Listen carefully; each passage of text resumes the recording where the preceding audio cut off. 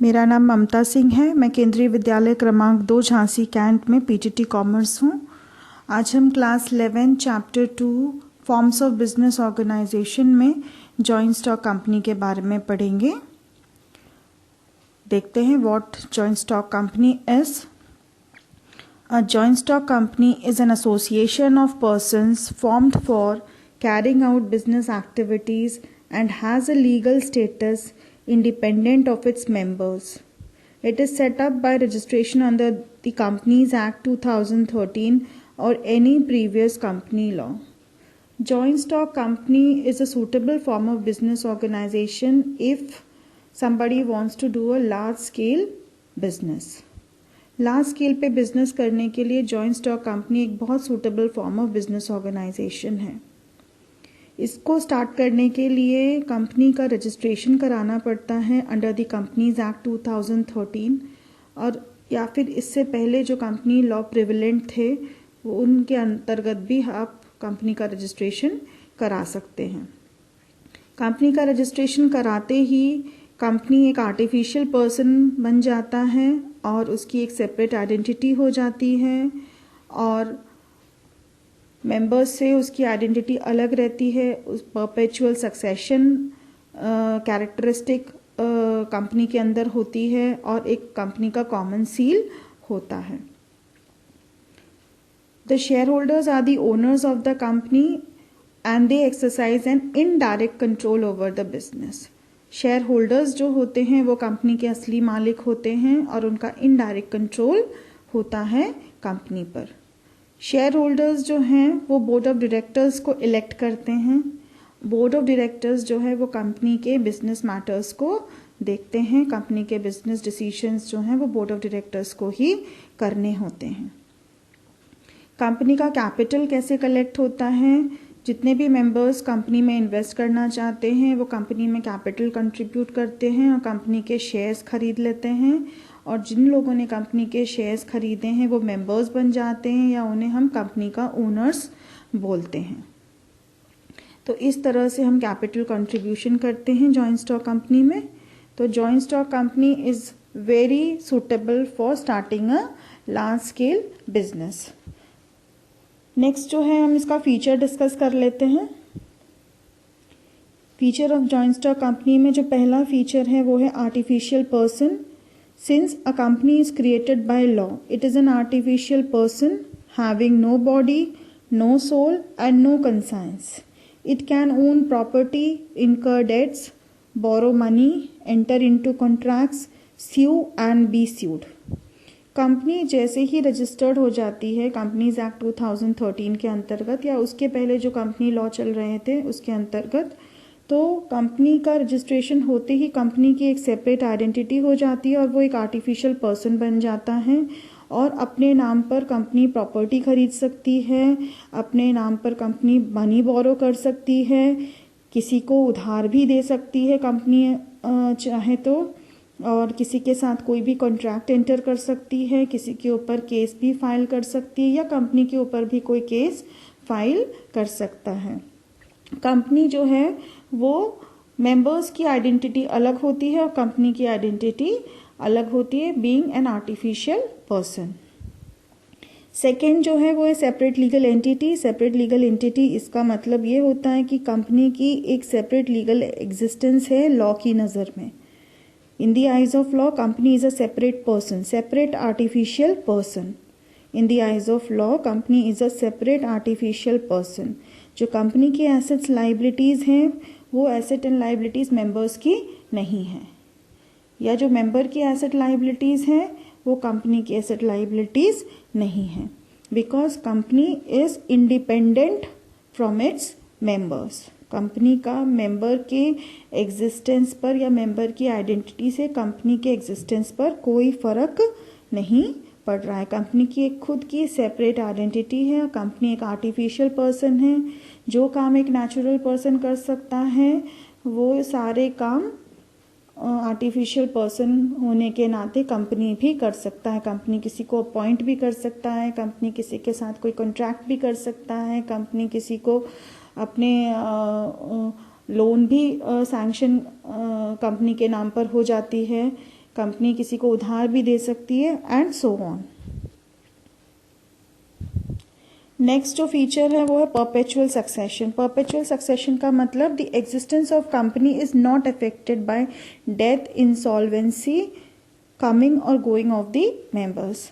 Members जो हैं, कोई भी मेंबर आए, कोई भी मेंबर जाए, ठीक है, या किसी मेंबर की डेथ हो जाए या सारे मेंबर्स की डेथ हो जाए, कंपनी के मेंबर्स की इंसॉल्वेंसी हो जाए, कंपनी के एग्जिस्टेंस पर उससे कोई फर्क नहीं पड़ने वाला है। कंपनी की एक सेपरेट एग्जिस्टेंस है, कंपनी की एक सेपरेट आइडेंटिटी है, कंपनी एक सेपरेट आर्टिफिशियल पर्सन है।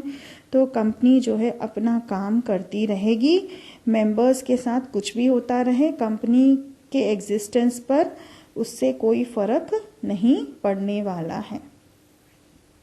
नेक्स्ट है कंट्रोल। कंट्रोल जो है यहाँ पे ओनरशिप जो है वो शेयर होल्डर्स की होती है और कंट्रोल होता है बोर्ड ऑफ डायरेक्टर्स का। ओनरशिप शेयर होल्डर्स की होती है और कंट्रोल होता है बोर्ड ऑफ डायरेक्टर्स का। तो जो कंपनी के ओनर्स होते हैं यानी जो शेयर होल्डर्स होते हैं वो ही बोर्ड ऑफ डायरेक्टर्स को इलेक्ट करते हैं और बोर्ड ऑफ डायरेक्टर्स फिर बिजनेस के सारे डिसीजंस लेते हैं on behalf of the share holders. तो इन दिस वे कंपनी का कंट्रोल किया जाता है। बोर्ड ऑफ डायरेक्टर्स को सारे डिसीजन लेने होते हैं and board of directors are the representatives of the share holders. तो बोर्ड ऑफ डायरेक्टर्स कंपनी के सारे डिसीजन लेंगे on the behalf of share holders. Next जो हम पढ़ेंगे वो है merits of joint stock company. Joint stock company के मेरिट्स में सबसे पहला मेरिट है limited liability. The liability of the shareholders of a company is limited to the extent of amount unpaid on the shares held by them. The personal assets of a member are safe. Members जो होते हैं उनकी liability limited होती है, यानी जो company के members होते हैं यानी जो कंपनी के ओनर्स होते हैं उनकी पर्सनल एसेट्स बिल्कुल सेफ रहती हैं। कंपनी के मेंबर्स या कंपनी के ओनर्स की मैक्सिमम लाइबिलिटी उतनी ही है जितना अमाउंट उनका पे करना अभी बाकी रह गया है। कंपनी को लॉस होता है तो कंपनी अपने मेंबर्स से, अपने ओनर से उतना ही पैसा मांग सकती है जितना ओनर्स का पे करना अभी कंपनी को बाकी रह गया है। तो मैक्सिमम मेंबर्स को सिर्फ कैपिटल कंट्रीब्यूशन का ही लॉस फेस करना पड़ता है in case of losses incurred by the business.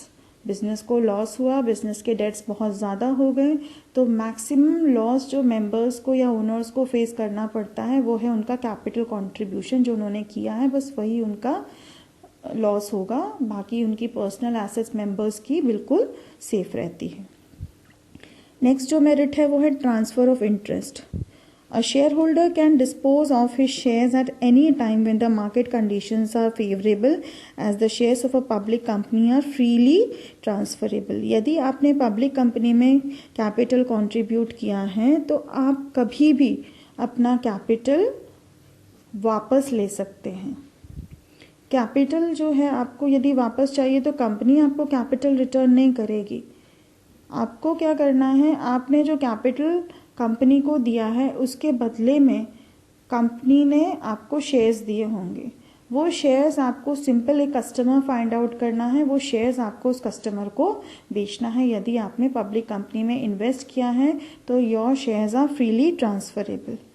तो आपको अपना कैपिटल वापस चाहिए तो you will not ask your capital back from the company. Company से जो आपको शेयर्स मिले हैं वो शेयर्स आप दूसरे कस्टमर को बेच दीजिए। जब आप दूसरे कस्टमर को वो शेयर बेच देंगे तो वो दूसरा कस्टमर आपको आपके कैपिटल वापस कर देगा। This is known as transfer of interest. Next जो हमारा मेरिट है वो है परपेचुअल एग्जिस्टेंस। परपेचुअल एग्जिस्टेंस इसलिए क्योंकि कंपनी जो है वो मेंबर्स की डेथ से या मेंबर्स की इंसॉल्वेंसी से या मेंबर्स के कमिंग या गोइंग से, आने या जाने से कंपनी के एग्जिस्टेंस पर कोई इफेक्ट नहीं पड़ता है। कंपनी का क्रिएशन लॉ ने किया है तो कंपनी को बंद भी लॉ ही करेगी। कंपनी का एग्जिस्टेंस कैसे हुआ, जब आपने अपना रजिस्ट्रेशन कराया कंपनी का एग्जिस्टेंस हो गया। तो company is created by law and company can be brought to an end only by the law. Members के एग्जिस्टेंस से कंपनी के एग्जिस्टेंस पर कोई फर्क नहीं पड़ने वाला है।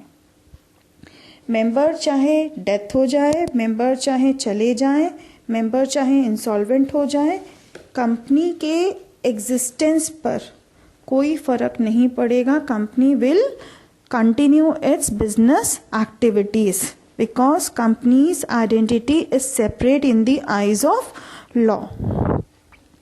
तो ये इसका मेरिट है। नेक्स्ट है स्कोप फॉर एक्सपेंशन। कंपनी को ज़्यादा कैपिटल कलेक्ट करने की ज़रूरत पड़ती है, तो it is very easy for company to collect more capital. More capital can be attracted by the company from the public as well as through loan from bank and financial institutions, so there is a greater scope for expansion. अगर company को अपना business expand करना है तो company के लिए पैसा collect करना बहुत ही ईजी हो जाता है. कंपनी आराम से पैसे कलेक्ट कर पाती है, कंपनी को आराम से लोन भी मिल जाता है. तो company form of business organisation is very good if you want to expand your business. तो ये भी मेरिट है. नेक्स्ट जो है वो demerits of joint stock company.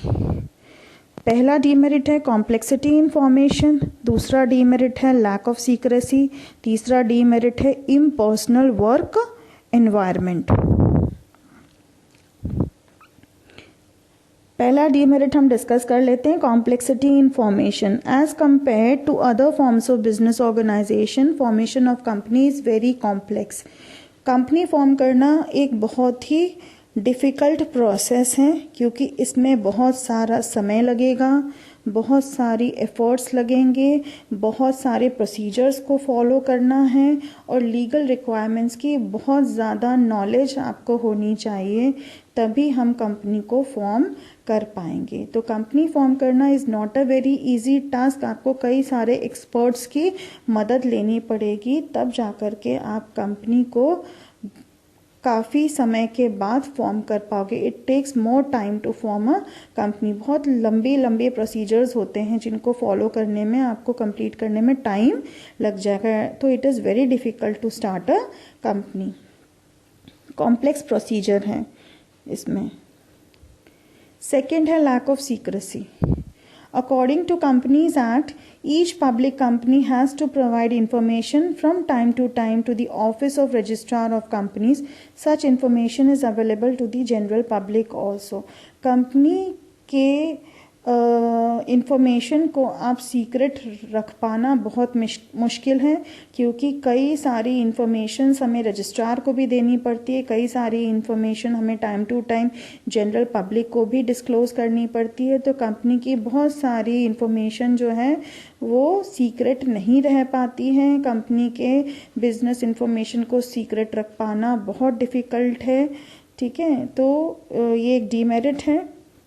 Next है impersonal work environment. Impersonal work environment का मतलब ये होता है कि there is no direct relationship between efforts and reward.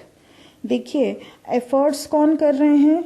सारा एफर्ट्स कर रहे हैं बोर्ड ऑफ डायरेक्टर्स, और रिवॉर्ड सारा किसको मिल जा रहा है? रिवॉर्ड सारा मिल जा रहा है ओनर्स को, because owners are different and board of directors are different.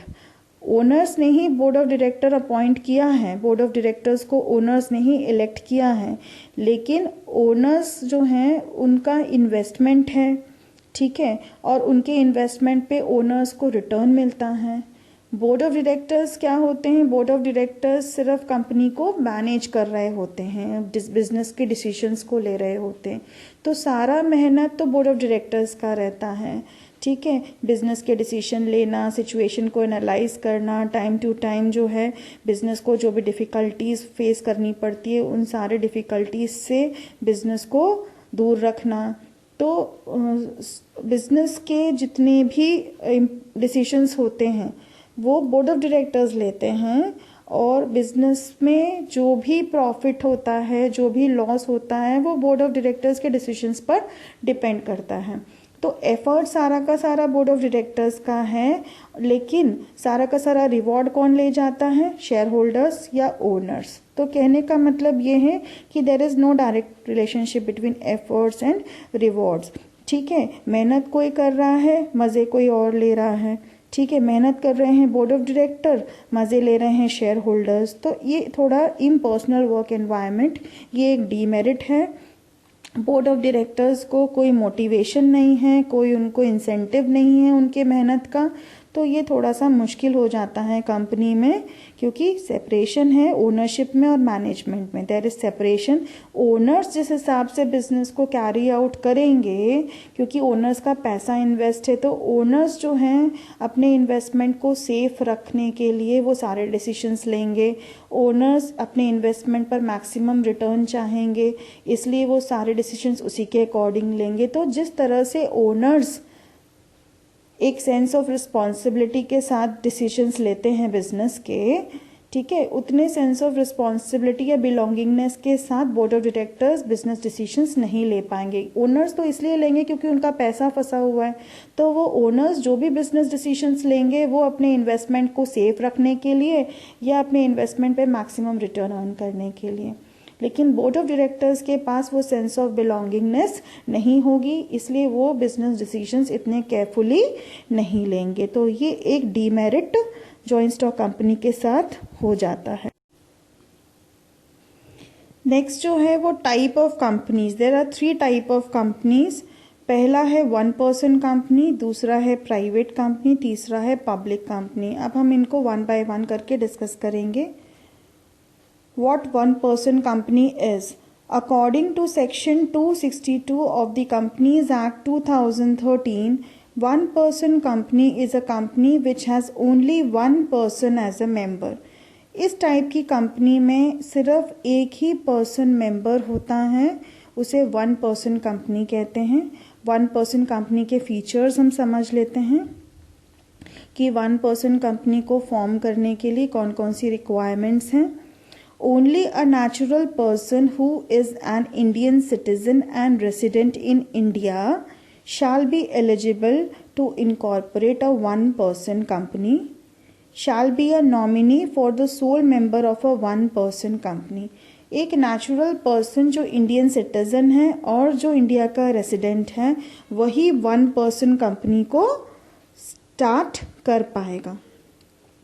जो नेचुरल पर्सन है और इंडिया का सिटीजन है और इंडिया का रेसिडेंट है वही 1 पर्सन कंपनी को स्टार्ट कर पाएगा। Second, no person shall be eligible to incorporate more than one person company और become nominee in more than 1 such company. कोई भी व्यक्ति सिर्फ एक ही 1 पर्सन कंपनी को खोल पाएगा। ऐसा नहीं कि आपने कई सारे 1 पर्सन कंपनी खोली और कई सारे 1 पर्सन कंपनी में आप मेंबर बन गए। आप एक समय में एक ही कंपनी के मेंबर बनोगे, आप एक समय में एक ही 1 पर्सन कंपनी खोल पाओगे और या फिर एक ही 1 पर्सन कंपनी में आप नॉमिनी बन पाओगे। नेक्स्ट जो इसका फीचर है, whether a natural person being member in 1 person company becomes a member in another 1 person company by virtue of his being a nominee in that 1 person company, then such person shall withdraw his membership from either of the 1 person companies within 180 days. अगर आप किसी भी condition में 2 company में member बन जाते हो, एक 1 पर्सन कंपनी में आप मेंबर बन गए और दूसरी 1 पर्सन कंपनी में आप नॉमिनी बन गए, तो दोनों में से किसी एक ही जगह आपको मेंबरशिप रखनी है। यदि 2 कंपनी में आप मेंबरशिप लेते हो तो किसी एक कंपनी की मेंबरशिप से आपको विड्रॉ करना पड़ेगा विद इन 180 डेज। तो ये है 1 पर्सन कंपनी के features. Next feature of 1 person company, no minor shall become member or nominee of the 1 person company or can hold share with beneficial interest. कोई minor यानी जो 18 साल से कम है वो 1 पर्सन कंपनी का मेंबर नहीं बन सकता या 1 पर्सन कंपनी का नॉमिनी नहीं बन सकता। नेक्स्ट फीचर है such company cannot be incorporated or converted into a company under section 8 of the act. 1% company को आप कंपनी में कन्वर्ट नहीं कर सकते. सेक्शन 8 के अंतर्गत आप 1% कंपनी को जॉइंट स्टॉक कंपनी में कन्वर्ट नहीं कर सकते हो. Next feature, such company cannot carry out non-banking financial investment activities including investment in securities of any body corporate. ऐसी 1% कंपनी कोई भी non banking financial investment activity को कैरी आउट नहीं कर पाएगी. 1% कंपनी जो है वो non banking financial investment activity को कैरी आउट नहीं कर पाएगी. तो ये है 1% कंपनी के सारे फीचर्स. नेक्स्ट जो टाइप ऑफ कंपनी है हमारी प्राइवेट कंपनी है. तो प्राइवेट कंपनी के फीचर्स हम देख लेते हैं कि प्राइवेट कंपनी के क्या क्या फीचर्स हैं. प्राइवेट कंपनी में यदि आप मेंबर बनते हो तो आप अपनी मेंबरशिप ट्रांसफ़र नहीं कर सकते, यानी आप अपने शेयर्स नहीं बेच सकते. यदि आप प्राइवेट कंपनी के मेंबर बनते हो या आप प्राइवेट कंपनी के शेयर्स खरीदते हो तो आप अपने शेयर्स को किसी दूसरे व्यक्ति को ट्रांसफ़र नहीं कर सकते. सेकेंड जो इसका फीचर है वो, except in 1% company it has minimum of 2 and maximum of up to 200 members. Private company में आप मिनिमम 2 लोग और मैक्सिमम 200 लोगों को मेंबर बना सकते हैं. कम से कम 2 लोग होने चाहिए और ज़्यादा से ज़्यादा आप 200 लोगों को मेंबर बना सकते हैं, पास्ट एंड प्रेजेंट एम्प्लॉयज़ को एक्सक्लूड करके. पास्ट एंड प्रेजेंट एम्प्लॉयज़ को एक्सक्लूड करके आप ज़्यादा से ज़्यादा 200 लोगों को मेंबर प्राइवेट कंपनी में बना सकते हो और मिनिमम 2 लोगों को तो बनाना ही बनाना है. थर्ड जो इसका फीचर है कि यहाँ पे आप जनरल पब्लिक को शेयर सब्सक्राइब करने के लिए इनविटेशन नहीं दे सकते. जनरल पब्लिक को आप शेयर सब्सक्राइब करने के लिए इनवाइट नहीं कर सकते. नेक्स्ट जो फीचर है वो, must have a minimum paid up capital of ₹1 lakh और such higher amount which may be prescribe from time to time. कम से कम 1 लाख रुपए कैपिटल आपके पास होना चाहिए, तब आप प्राइवेट कंपनी को स्टार्ट कर पाओगे. कम से कम 1 लाख रुपए होना चाहिए जब आप प्राइवेट कंपनी को स्टार्ट कर पाओगे. नेक्स्ट जो फीचर है कि जब आप प्राइवेट कंपनी स्टार्ट करते हो तो अपनी प्राइवेट कंपनी के नाम के आगे आपको प्राइवेट लिमिटेड वर्ड ज़रूर लगाना है. तो this is the feature of private company. Next हम पब्लिक कंपनी के फीचर डिस्कस कर लेते हैं. According to Indian company act, a public company is one. Public company वो होती है जिसके पास कम से कम 5 लाख रुपए इन्वेस्टमेंट के तौर पर करने के लिए है. यानी 5 लाख रुपए यदि आपके पास है तो आप पब्लिक कंपनी स्टार्ट कर सकते हैं. तो कम से कम 5 लाख रुपए से कंपनी आपकी पब्लिक कंपनी स्टार्ट हो पाएगी. कम से कम 7 लोगों की ज़रूरत होती है पब्लिक कंपनी स्टार्ट करने के लिए और मैक्सिमम की कोई लिमिट नहीं है. तीसरा, पब्लिक कंपनी में आप अपने शेयर्स को ट्रांसफ़र कर सकते हो. यदि आपने पब्लिक कंपनी के शेयर्स खरीदे हैं तो आप इस कंपनी के शेयर्स आराम से दूसरों को बेच सकते हो. चौथा फीचर, पब्लिक कंपनी में जनरल पब्लिक को शेयर्स खरीदने के लिए इनविटेशन हम भेज सकते हैं. जनरल पब्लिक हमारी कंपनी के शेयर्स खरीद सकते हैं, हम उनको इनवाइट कर सकते हैं. तो ये है पब्लिक कंपनी के फीचर्स. तो आपने देखा कि हमने 1% कंपनी का फीचर पढ़ा, प्राइवेट कंपनी का फीचर पढ़ा और पब्लिक कंपनी का फीचर पढ़ा. There are 3 type of companies, 1% company, private company और पब्लिक कंपनी. तीनों के फीचर्स हमने अभी पढ़े. नेक्स्ट जो है वो privileges of private company over public company. Private company को क्या क्या फ़ायदे हैं और पब्लिक कंपनी को क्या क्या नुकसान है. अ private company can be started with just 2 members. Private company सिर्फ 2 मेंबर से स्टार्ट कर सकते हैं, जबकि पब्लिक कंपनी को स्टार्ट करने के लिए कम से कम 7 लोगों का होना ज़रूरी है। ये पहला फ़ायदा प्राइवेट कंपनी को है कि उसे सिर्फ 2 मेंबर से अपना बिजनेस स्टार्ट कर सकता है, और पब्लिक कंपनी को 7 लोगों की ज़रूरत पड़ती है। दूसरा एडवांटेज क्या है, दूसरा प्रिविलेज क्या है कि there is no need to issue a prospectus as public is not invited to subscribe to the shares of a private company। Private company को प्रॉस्पेक्टस इशू करने की कोई ज़रूरत नहीं है, क्योंकि वो जनरल पब्लिक से शेयर सब्सक्राइब करने के लिए नहीं कह सकता, इसलिए उसे प्रॉस्पेक्टस इशू करने की भी कोई ज़रूरत नहीं है। यानी प्राइवेट कंपनी को कैपिटल कलेक्शन करने के लिए प्रॉस्पेक्टस इशू करने की ज़रूरत नहीं है, क्योंकि वो जनरल पब्लिक से शेयर खरीदने के लिए रिक्वेस्ट नहीं कर सकता। तीसरा, it can allot shares without receiving the minimum subscription.